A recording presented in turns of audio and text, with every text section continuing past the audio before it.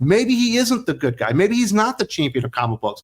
Maybe he was just somebody in the background being jealous of the people that actually created the characters because in a meeting he said the name Wolverine and he should be Canadian or something stupid like that. Deadpool and Wolverine breaking all kinds of records. The big hit that the Marvel Studios and Disney really needed. They've been searching for this one for quite some time. I think they had full faith in it. It was always trending well, and it certainly has delivered on that. And unfortunately, there's somebody out there trying to grab the spotlight, a man that's trying to take credit from the actual creators of Wolverine, Len Wein, and John Romita Sr., and you could say Herb Trimpe as well. His name is Roy Thomas, who was himself a comic book legend, and certainly has more creator credits than most other people out there, and very, very significant creator credits, and I imagine is compensated very well. But that is not enough for Roy.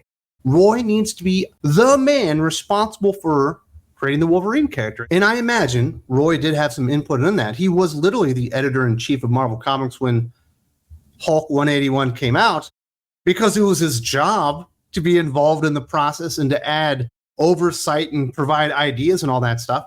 But he is not the creator of Wolverine.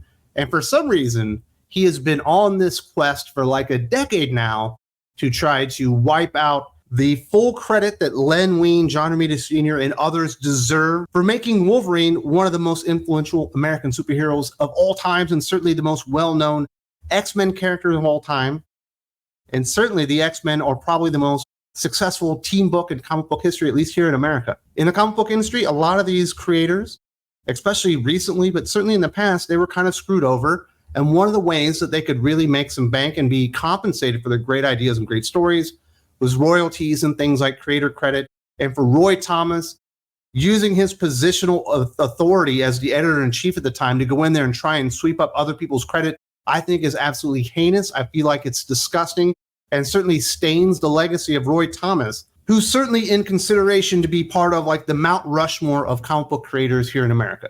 Somebody that was heavily influential and provided so many good things over the years. And for some reason, he is determined, hell-bent to destroy his own reputation so he can gain credit, and get that creator status, maybe get some of that money for his own family. And I couldn't be more disgusted with this. THR, for some reason, has platformed him, and to get these lies out there over and over and over again, following up on the success of the movie, Roy had his own op-ed piece stating, "I'm particularly grateful to Marvel Entertainment for seeing the virtue of my position of some months ago that, building on the less formalized credits in 2017's Logan, Len Wein, John, and I all deserved official co-creator status on Deadpool and Wolverine, just as the two co-creators of Deadpool have enjoyed. Editor's note," so this isn't Roy's words, this is an amplification of what he just said. "On Logan, Thomas was part of a list of thank yous." Back to Roy's words, "Oh, sure, I strongly feel my name should have come first, not last, in the Wolverine grouping, since the Wolverine character was my concept on which Len and others built." So it's not enough that he gets creator credit, which he doesn't deserve and never earned. Now he wants top billing as the most influential and important creator in Wolverine. And that is just breathtakingly awful behavior on the part of Roy Thomas, going out there and trying to besmirch the legacies of Len Wein, John Romita Sr., Herb Trimpe, and other giants in the comic book industry that also deserve their place in consideration for a Mount Rushmore of comic books. These are very influential people, and I can't believe that people are out there championing this and allowing Roy Thomas and his PR team to go out there with these lies and say them over and over and over, because that's clearly what their strategy is. If you tell somebody a lie enough times, eventually it kind of becomes the truth. And I believe that's what they hope is going to happen. And that is literally what is happening, because now he's no longer getting a thank you, which is completely appropriate for Roy Thomas for a Wolverine movie. Thank you, Roy Thomas. You were the editor-in-chief at the time the character was created. You probably had some influence on it. Thank you very much. That's exactly what he deserved. But it will never be enough for Roy Thomas and his enormous ego that he feels his legacy needs to be so gargantuan, he wants to grab up other people's creations and take their credit and take food out of the mouth of Len Wein's widow and John Romita Sr.'s widow and their families and stuff like that. Just despicable behavior. There's another thing in here that I thought was really, really awful. he stated, a very special and personal thanks to my friend and media rep, John Cimino, who has backed the little Wolverine co-creator notion for the past decade and who has survived, alongside me, the slings and arrows. Right there, Roy Thomas even admits it's just a notion. It's an idea. It's not an actual fact. It's not truth, but they've actually made it at least partially truth because Marvel Studios are now acknowledging that. Because you got to remember, it's not Len Wein's legacy that's being tarnished here. It's not Len Wein's widow or his estate or anything like that that are being harmed here. It's not John Romita Sr.'s legacy that's being harmed here. It's not John Romita Sr.'s family that's being tarnished here. Roy Thomas is the true victim because people just should have accepted it and being like, well, he was the EIC, even though EICs and really editors in general do not get any creator credit on characters. They get compensated by the company with their salary and their benefits and all the other things that the creators don't actually enjoy. All those nice little bennies, and I'm sure that salary for the EIC at Marvel Comics at the time wasn't too shabby either. He was fairly compensated for his contributions to Wolverine, and certainly he got a thank you and all that stuff.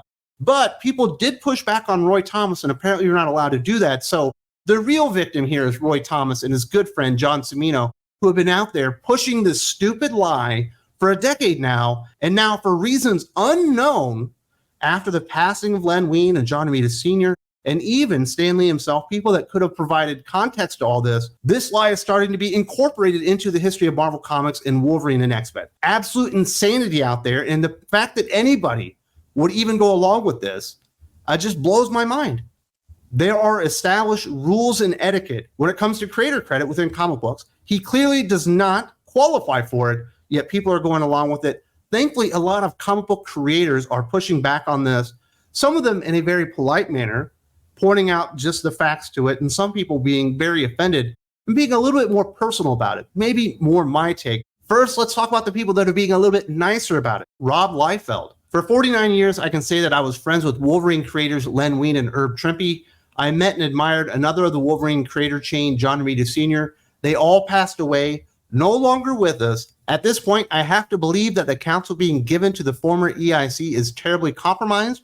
Whoever that may be, in my honest opinion, someone should have thrown themselves in front of this article before it was sent. Fabian Nicieza is also taking a more tactful approach. He was a staff editor, and historically, editors have not been created or compensated for creative contributions done as part of their job, period. He can verbally claim co-creator status all he wants, and I wouldn't begrudge that based on his contributions, but it shouldn't be acknowledged or compensated by the company as such. And I would say that Mr. Liefeld and Mr. Nicieza have very honest approaches about this and are being very friendly about it. Other people are being less friendly. We'll get to that here in a few seconds. But it how's this? It adds to the scumbag nature of what Roy Thomas is doing here, that he really did the push. He's been saying it for a decade, but he really made the push once Len Wein was dead, once Herb Trimpe was dead, once John Romita Sr. was dead, and none of them are around to go out there and defend their creator status for Wolverine and what actually happened there.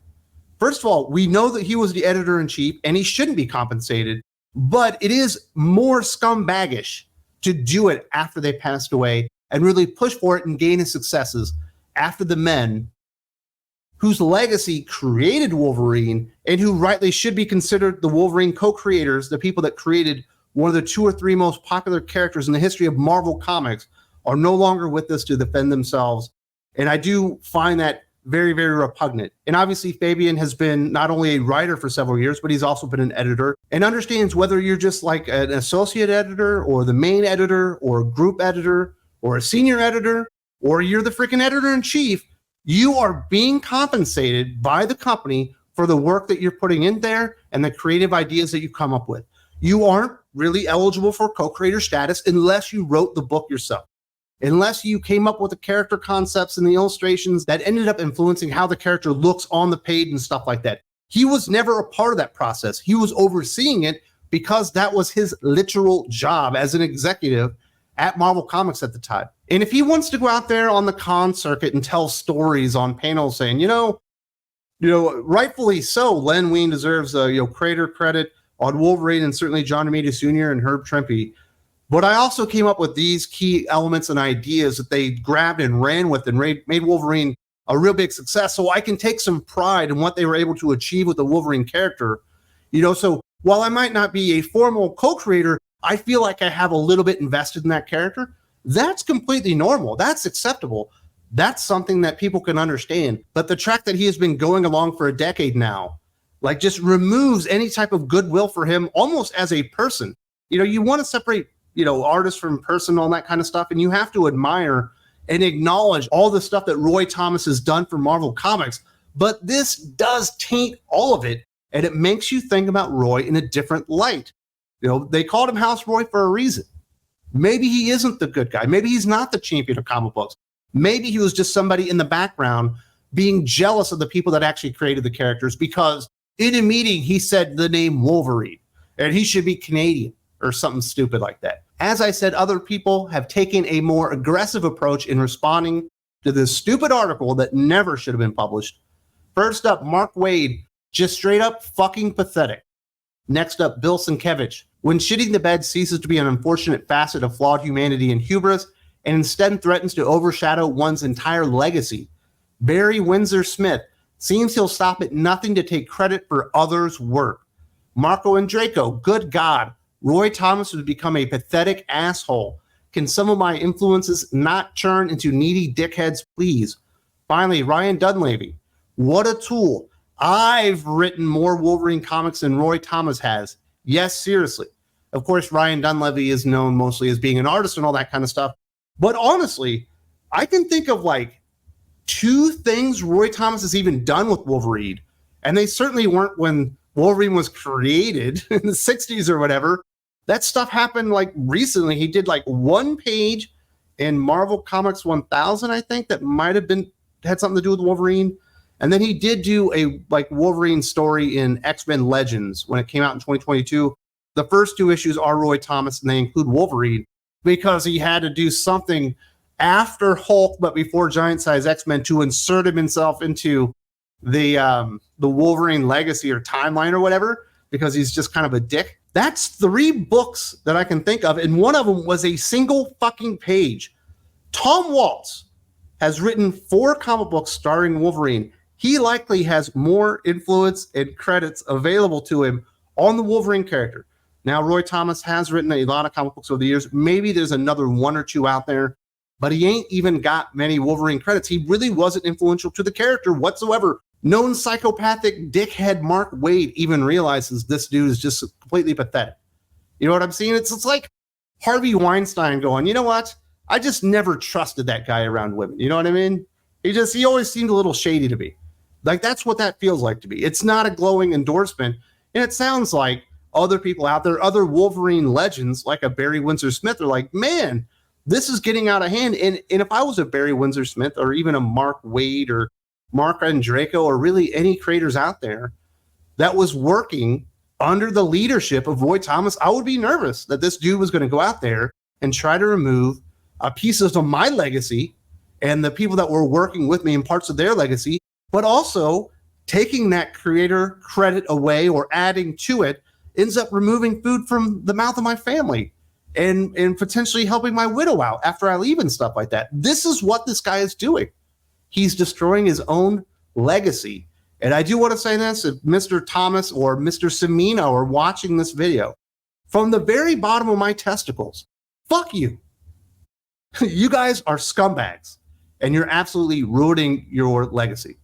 If you would like more conversations about this, because we definitely will be talking about it with Aaron Sparrow and a few other people this next week on Thinking Critical Patreon. If you like our mission here on Thinking Critical YouTube, providing some honesty and some real perspective to the comic book industry, which is just full of liars and people like Roy Thomas today, go and support us over on Patreon, and we'll give you a lot of really awesome podcasts. There's a link to the Patreon in the video description.